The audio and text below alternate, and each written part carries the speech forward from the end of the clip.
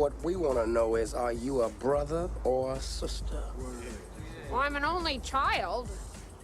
There's a word for what you are. Charismatic? So what the hell are you? A man or a woman? Farley, that night is the first night I ever met Farley. It was your first night on the show. We all sat around and watched you when we Well, were cheering you on, buddy. And Farley, he took me. He never met me before in his life, you know. He took me back. He said, "I got to tell you a secret about SNL." Oh, yeah. Took me all the way to the back and Mohawk. Like the woods. This is the woods. No, within the. Okay, the hotel, right? In the hotel, and he secreted me into this room, and he locked it, and he made sure it wasn't bugged and everything. He said, "I got a secret to tell you." I was very, honored to have this. And then his secret was, he said, "This doesn't go past these walls. Pat is a woman."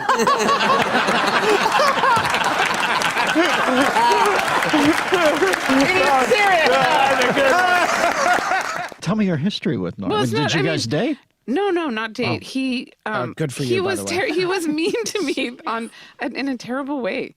When his first show on SNL, there was a sketch, and they wanted to change something, and I didn't want to change it to that line. And he came up to me in the makeup chair and said, "Your problem is you're not funny. You're just not funny." He said that to me. I'd been on the show for 4 years. He was just started. I think it was his first week. Okay, there's a better part of the story. So then, of course, I didn't like him. Norman can be rough. I really didn't like him. And then I was about to leave the show anyway. It was like just one more reason to get the hell out of here. Mm-hmm. And but I was very, very good friends with Laurie Jo Hoekstra, who he was always, right. very much. They're friends for years. I don't even know if is that the woman in his life, Yeah, or is she? I don't actually even She's know. his handler, Yeah. Lojo, as he refers to her. Lojo. And she's been with him for For a million years. since back then at SNL Yes. in like '93. Yes, Yeah. and I always loved Laurie Jo, and it was a very tumultuous friendship then, and I just really didn't like him, and then I left the show, and I just really didn't watch anything for years. But some people would talk about how funny he was, and I would see him occasionally. And I had a bias, obviously, because I had this traumatic thing. Then at the 40th reunion, Norm came up to me and he said, "I just have to apologize to you. That was a terrible thing to do. I can't believe I did that terrible thing."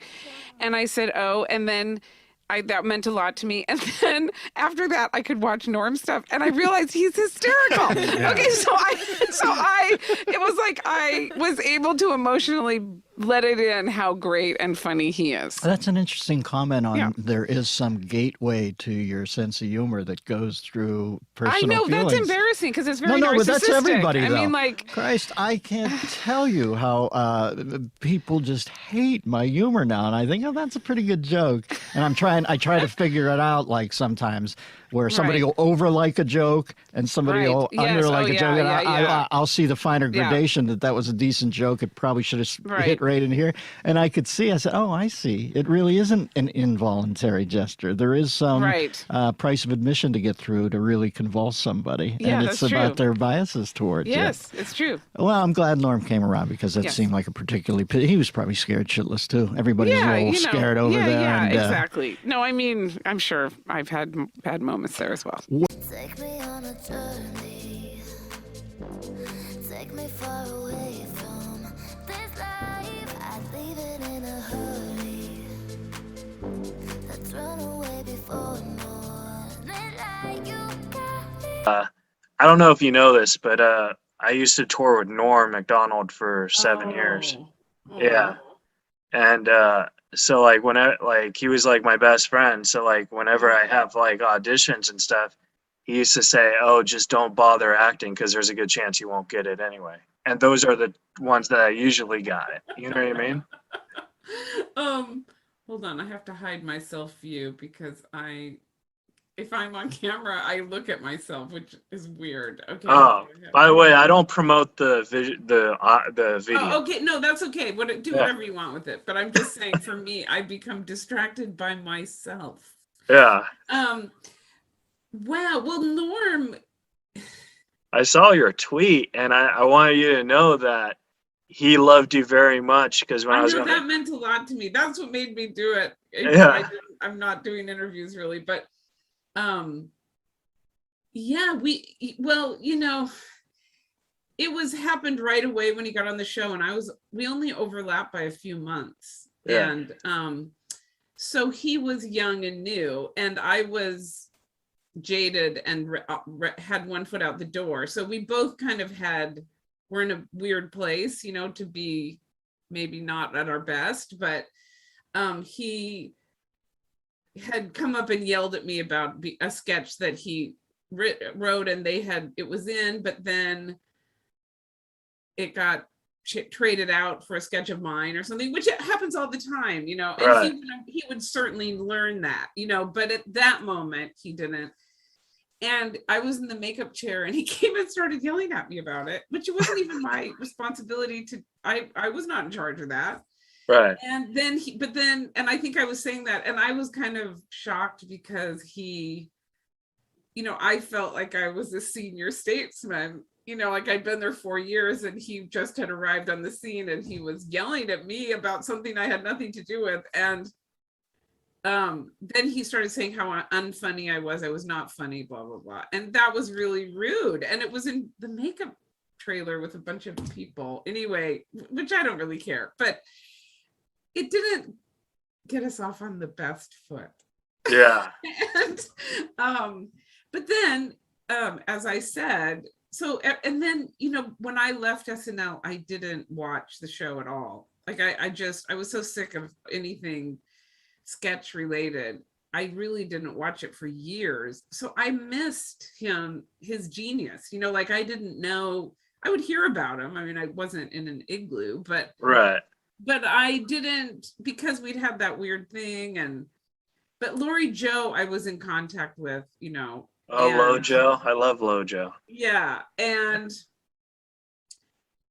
I suspect it was her that made him, you know, come around maybe, or rethink it. Or maybe he didn't, maybe he rethought it 1 week later. I have no idea. I don't know. But I just know that it wasn't for years later that I see the sketches of him and realize what a real comic genius he was. I mean, really, I mean, just so good. And like going to the reunions, I realized that he was so good. Like, I'm so out of it. I'm like somebody's old aunt who's like, what's up with the kids now? And so then I was like, oh, he really is good.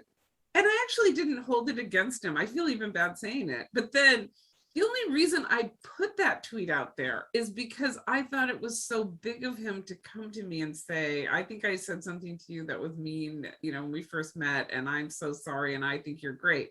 And it was just not that many people do that, you know, like that showed such wonderful character, and it just made me love him, you know. And so, but then some people got mad at me for tweeting that. I really meant it positively. Like, you know, I took it positively. You know, like everyone has a bad moment, you know. And what I was trying to show is that he reflected on it and made an apology that was genuine and sincere and accepted on both sides. So it's like that's not a common thing to happen, and he did that. So I was trying to be positive about it, but some people were like, not the time and place and stuff like that. And anyway, ugh.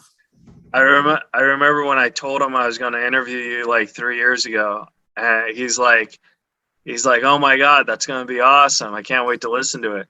And I was like, yeah. And he's like, you know, I only did one movie and she played my mom. Oh, what? Yeah. He said that you played his mom on Dirty Work or something. Oh, you know, I've done so many of those little parts. And I watched it and I didn't see you. So I don't know if he was screwing with me, but I'm pretty sure I'm not in that.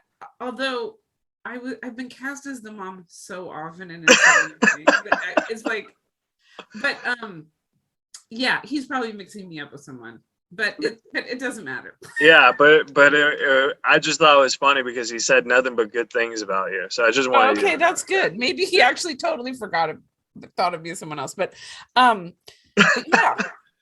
But you must miss him so much. Yeah, it was Did you know, like, was he getting sicker and sicker around you, or? Well, I found out he had cancer in December, and you know, there was only a handful of people who knew, and you know, he kind of made me say, like, I can't tell anyone or whatever. But he also told me that it was a different type of cancer from what came out that he had. So I don't know. Like, I feel kind of like privileged that I knew, but also kind of hurt because it wasn't what he told me. You know what I mean? But maybe he told you the truth. No, yeah, he told me he had colon cancer, and when he Maybe died, he it just said, didn't want. yeah. What did I don't even know. I just knew he had cancer. What did they say it was? It was leukemia cancer. So Oh. I don't know. If you have like something like colon cancer, I think it can get into the lymph system and become a lymphoma. Like, I don't, like a lot of times in late stage cancers, there's overlapping cancers, but Yeah. usually you name your cancer after the first one you have. So it would be colon, but he probably just thought people would make jokes about it. Yeah. I just know nothing about cancer, and it sucks because I was born in July. It's a birthday joke.